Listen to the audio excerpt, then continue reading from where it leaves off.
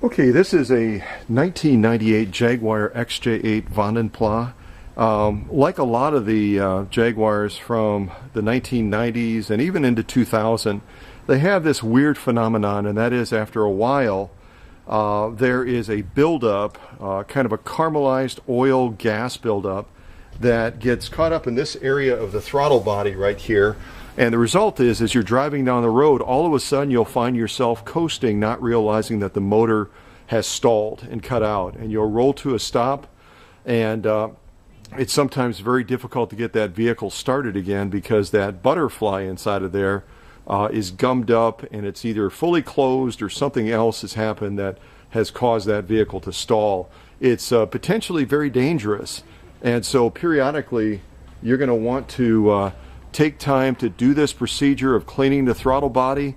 All it requires is an 8mm ratchet set, some carburetor cleaner that you can pick up from Walmart, and a screwdriver to take off the connection that goes to the air filter. So I'm going to kind of walk you through that. I'm going to move some of this stuff out of the way because I'm only going to need this ratchet set.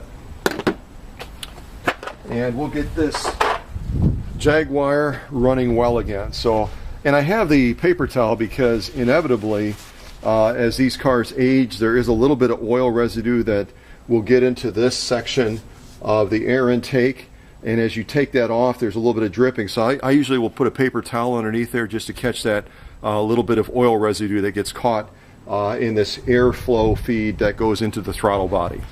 So first thing we're going to do is we're going to remove this cover right here.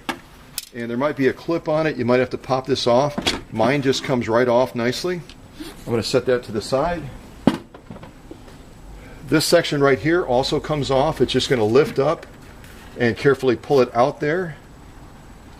And we do this just so that we have easier access to the throttle body area. The next thing we'll do after that, and I'm going to try to zoom in a little bit on the throttle body so you can see it a little bit closer up.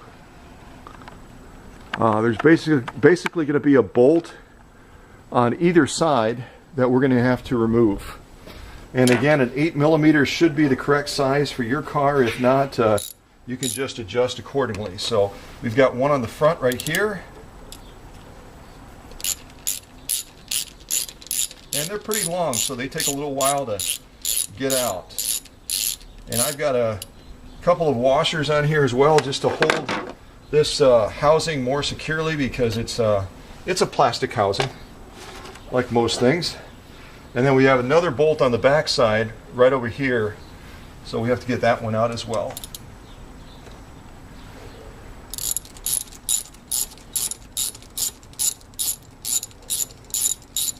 And just don't go too far with cranking it out. Get anxious because you'll end up dropping it, and then you'll have to grab your magnet or something else to pull that back out. Alright, so we almost got her loose. Okay, and you just put them, that cover that we removed closest is a real nice storage area. This cover right here where you can see my paper towel, that's where I usually drop my screws in that just to kind of keep them safe. So I'm going to follow this back this way, and what we're going to have to do now is you can see that silver clamp. We're going to have to loosen that using a screwdriver. I've got a long screwdriver here. You could certainly use a shorter one. It would probably be a lot more practical. So just loosen that up to a point where it's not going to be holding tight on there any longer. I pretty much am at that stage right now. And then we also have to disconnect the PVC valve. Let me see if I can zoom in, and got the end of the day sun where it's harder to see things. So that should be the general area. You'll be able to see that PVC right at the top of the screen. This right here. So you'll have to detach that, and there's a pressure point on the top and the bottom. You just give it a pinch, and it should fairly easily come off of there, like so. Okay? And that's where you're going to want to grab your paper towel, just in case there is some oil residue in there so you don't drip it on your motor.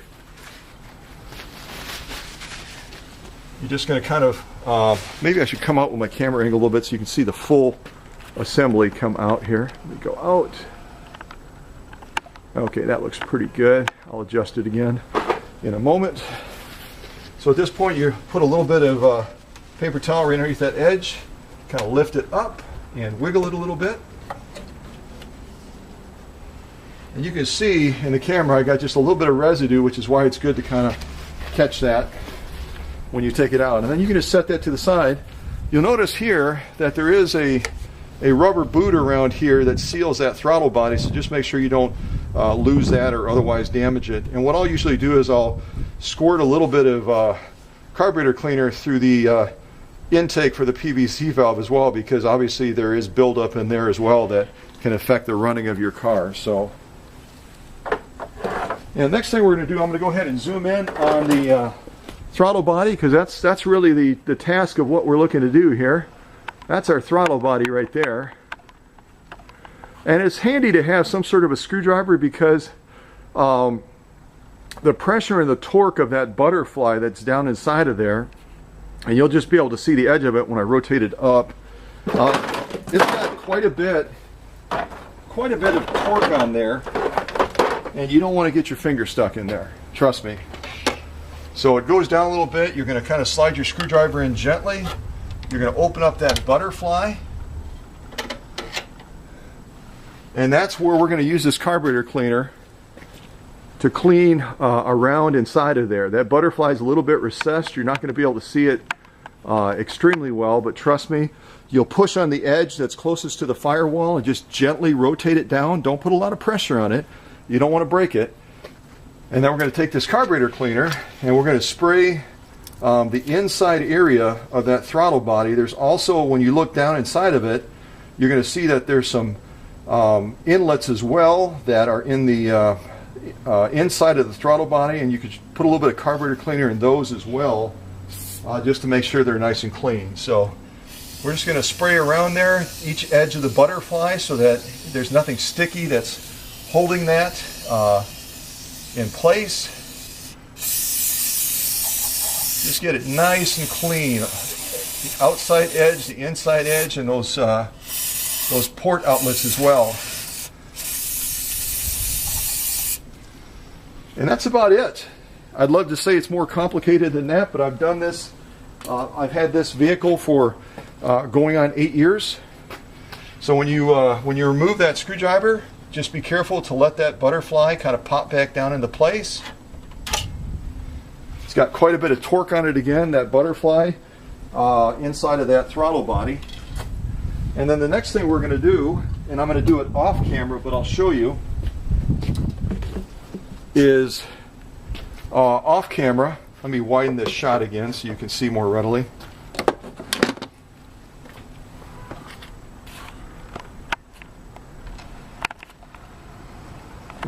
My camera is getting just a little bit cold here.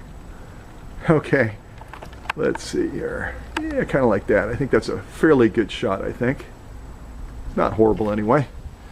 So, as I had mentioned, when we take this assembly off, we will get some oil residue in there. It's just a natural product of those that valve cover having just a little bit of leak. It's a very high pressure motor, and over time you get a little bit of oil residue over there in this area. So just wipe it out. And then what I'm going to do off camera is I'm going to take some of this carburetor cleaner and I'm going to spray it down in here and just let it kind of run through, so that if there's any gunk that's stuck in there, we can get that cleaned out as well. So I'll be right back to the camera.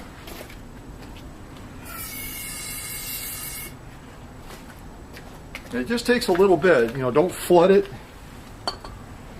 And then what we're going to do next, you don't want to leave that throttle body